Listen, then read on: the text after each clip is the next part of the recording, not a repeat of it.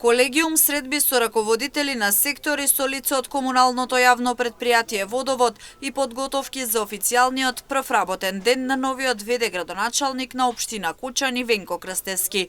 Вели дека ситуацијата во општината е лоша, согласно фактот дека без градоначалник е речиси 1 месец од како се случи трагедијата во дискотеката. Но се очекува со заедничка работа да се промени моменталната ситуација во Кучани, предпријатието да добие директора со подпис на новиот ВД градоначалник, вработените во општината, но и институциите под општинска капа да добијат плата до празниците.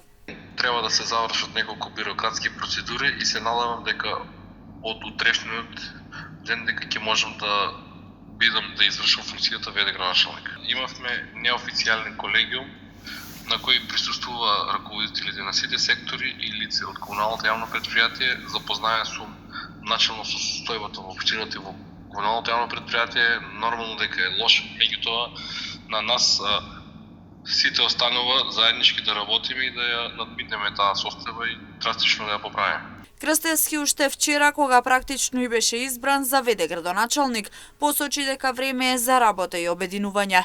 Во склоп на тоа очекува добри резултати наредниот период, со што општината повторно ќе биде на стабилни нозе.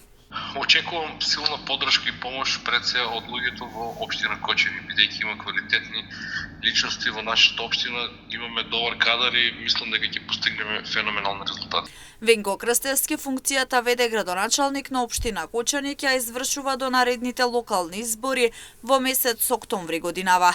Тој дојде на местото на Љупчо Папазов, кој си поднесе неотповиклива оставка ден по трагедијата во Кочанската дискотека.